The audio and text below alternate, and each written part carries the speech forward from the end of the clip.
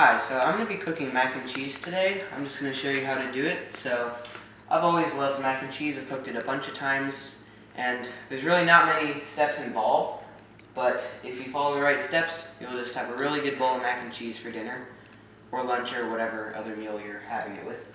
So here you can see all the equipment I need. I have my mac and cheese mix, got cheese sauce, what I'll be eating out of, stirring spoon, measuring stuff, my pot, a whole stove top, butter, and milk. So the first step here is to get some water boiling. So first I'm going to get 6 cups of water. So I'll bring my stuff over here. So I need to fill this up with 6 cups. So I'll just... So it's 1 cup, and I'll fill up 5 more.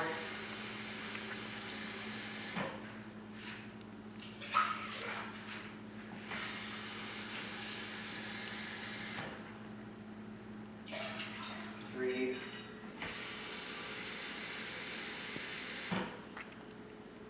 4, 2 more, and then you'll have enough.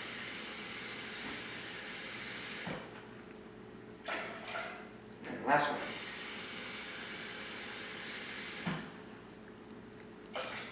6. Okay, so now we have all 6 cups of our water.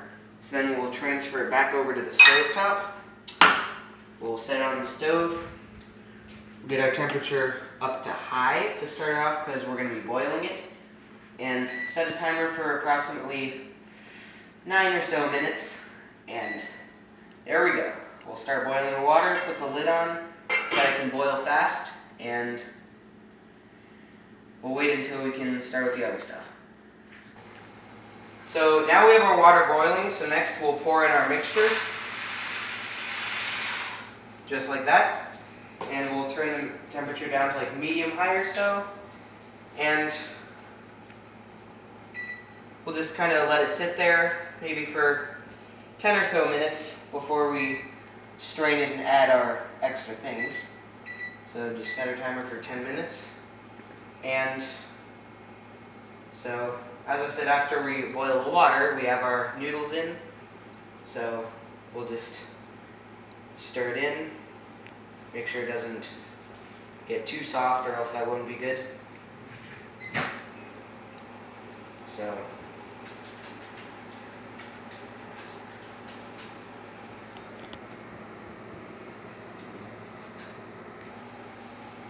okay, so now we have our noodles that are ready to be strained.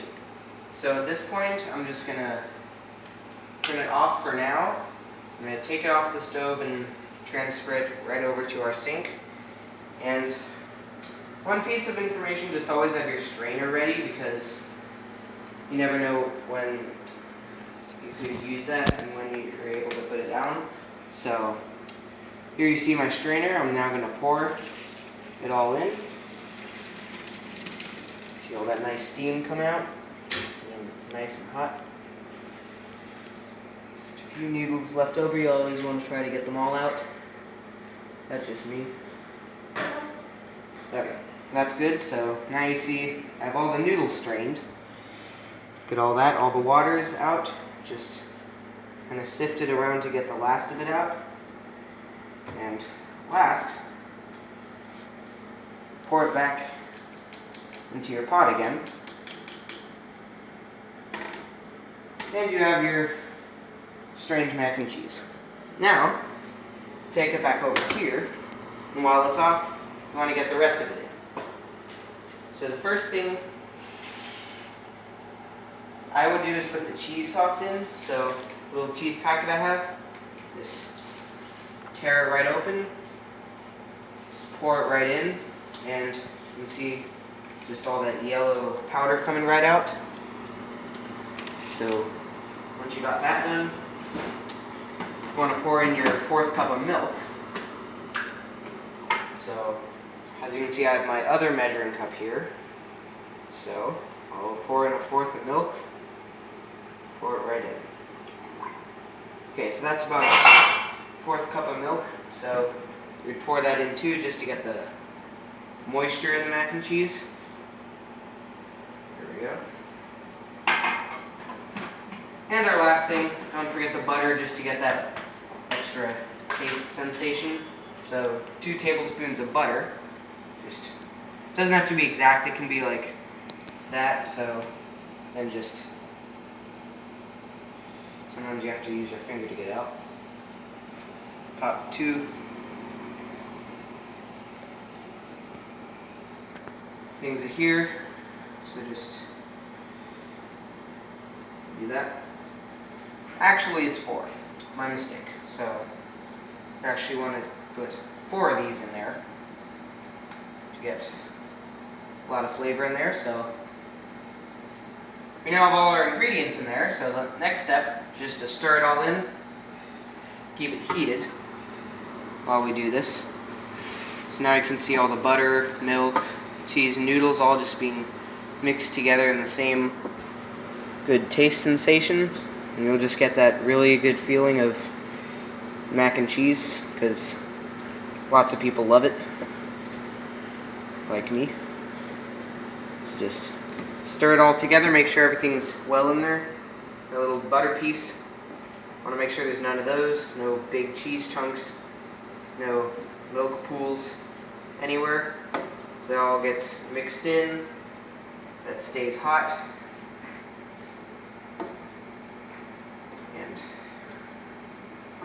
just keep on doing that until it's all mixed together.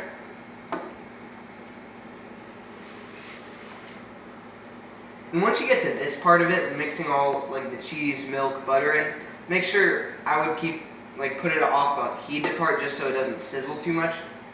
It'll still be hot, just will prevent the bottom from getting burnt. Okay, so once you have this, so then you have this, so just look at how beautiful that looks. Got everything stirred in pretty well. So now it's time to serve. Favorite part. So I got my little bowl over here, my spoon.